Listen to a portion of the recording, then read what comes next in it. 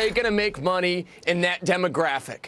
Because that demographic does not spend money. It's reliant on their parents. I think this is a fool's errand here. I think, it reminds me of Ponce de Leon chasing the fountain of youth. A lot of the content on Snapchat doesn't strike me as absolutely critical and has a shelf life of a banana. I think the run-up is going to occur before the retail investor can get in, and I'm not going to invest in any company that has to compete directly with Facebook. Oh, that was then. Our experts got it right. They were all pouring cold water on Snap the day it went public, and by the looks of things, they were right. In 3 seconds, this market opens up again on a Thursday morning.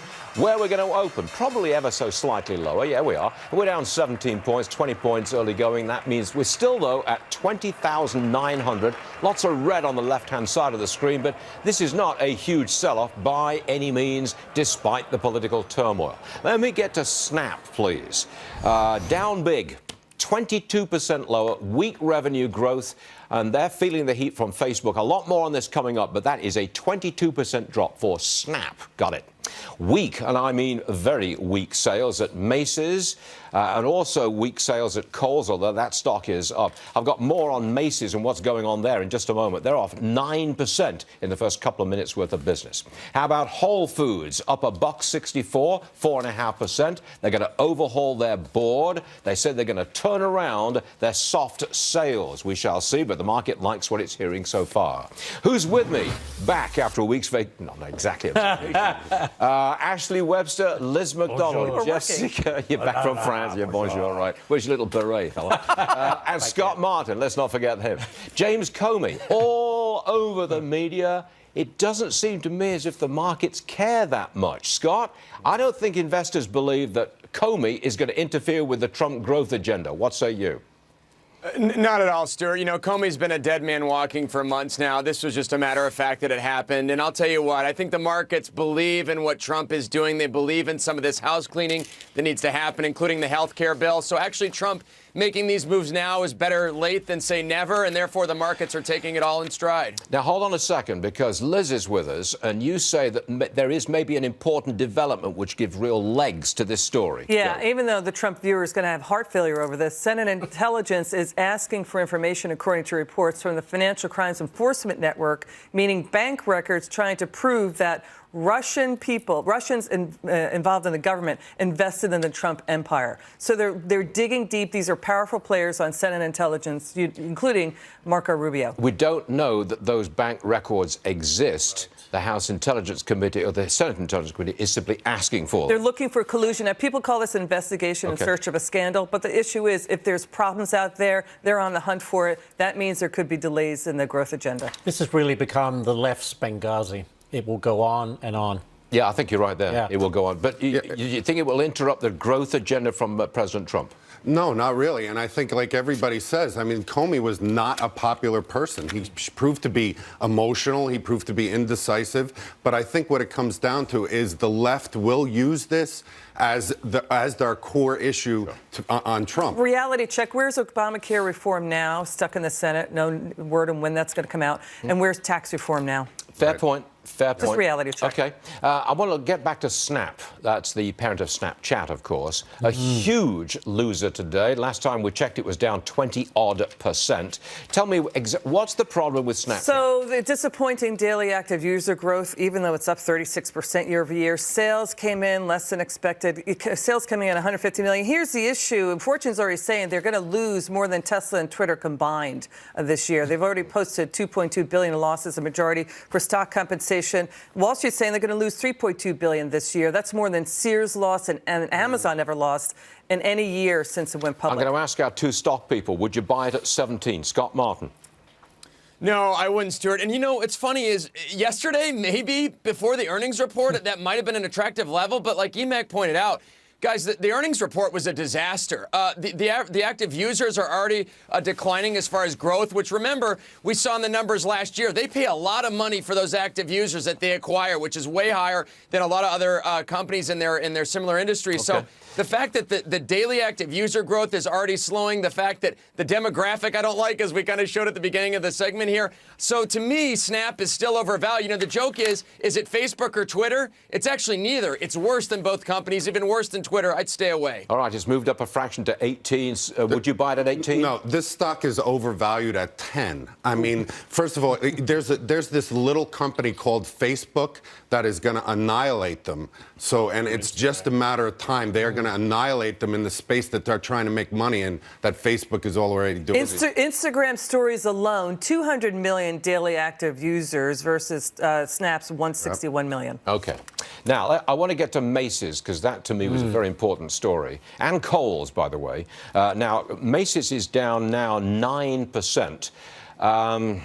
They've got 5% down same-store sales. Yep. That's a traumatic figure, by the way. 5% lower same-store sales. Would you buy either Macy's or Kohl's at those prices? No, because Amazon is not done annihilating them. They still have some more annihilation ahead of them. I would not touch them But wait a until it's second. over. You're the guy who said buy J.C. Penney when it was about $6 a share. Yes. And J.C. Penney is now 5 and change. J.C. Penney has made the necessary cuts. They've done what they need to do. There might be a little more pain in this stock, but there is going to be a need. I like what they're doing with cosmetics, with Sephora. I think they're going to stabilize here, and we'll start to see a little bit of an improvement. Jeff, I'm sorry, Scott, would you buy Macy's at whatever it is now, $26 a share? Yeah, you know, Stuart, I'd stay away from all retail. I mean, even stay away from JCPenney at 5. I just don't like the outlook for the space. Now, things are going to get so bad in retail that they're going to be good. I just don't feel like that time's yet, and I feel like prices are still too high for those two names. Wow. They haven't hit bottom yet. How about that? Talk about retail ice age. That is our story. That's our banner right there. It is indeed a retail ice age. Speaking of which, look at this. Whole Foods. That stock's moving higher despite sagging sales. They're going to try to turn things around. New board members, I think. Are you buying into that, Jeff? Scott Martin? No, I'm not. Now, what's funny about Whole Foods is, you know, a couple years ago, it felt like this company was really going to springboard, and it didn't. They had a lot of management issues. They had competitive issues, too, with other grocery stores coming online with this natural brand. So to me, Whole Foods has kind of missed the boat. Now, with respect to, you know, some activism that's going on within the company, that's obviously taking up some speculation. But to me, this is still an avoid because the stock has moved so much off the high 20s. Apart from which, Jeff Seeker, I will walk down the road to Trader Joe's or whoever, Trader Joe, right? And get stuff 10, 20, 30% less. Right, and the standard retail grocers are going into organic. But here's where Amazon is going to not be able to make any significant progress, and it's in groceries.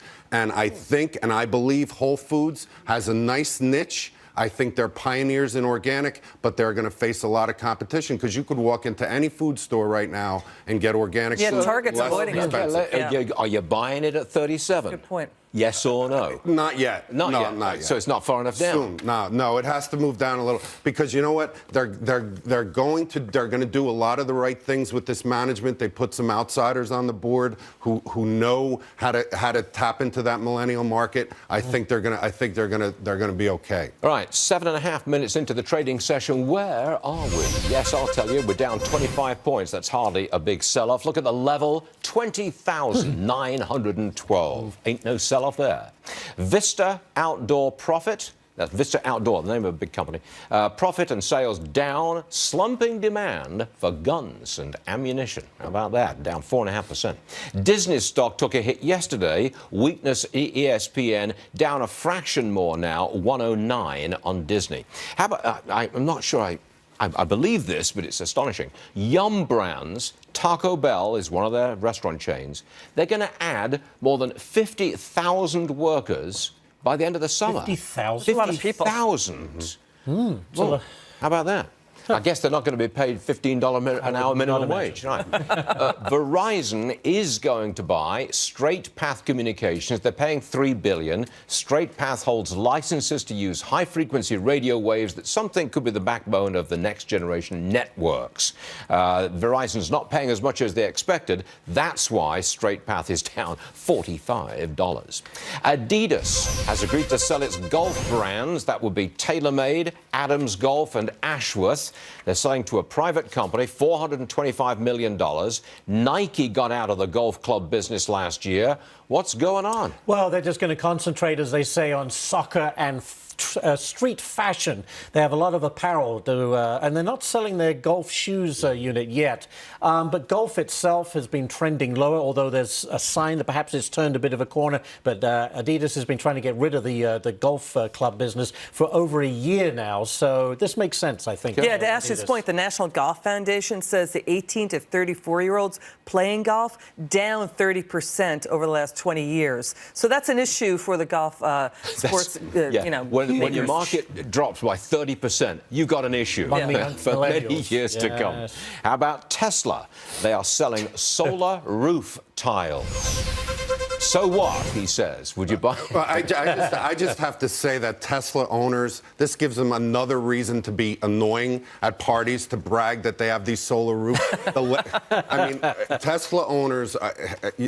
don't send me any emails, but the bottom line is solar panels on roofs have been around for a while. So Tesla, this is breaking news, did not invent the solar roof panel. And yet the stock is at $324 a share. Before I went away for this last week, I mean, Tesla was challenging 300, then he got to 3, and now it's at 324, despite your negative review of the solar panel business. Well, it's just people who want to brag that they own Tesla, and now they own solar panels on the roofs.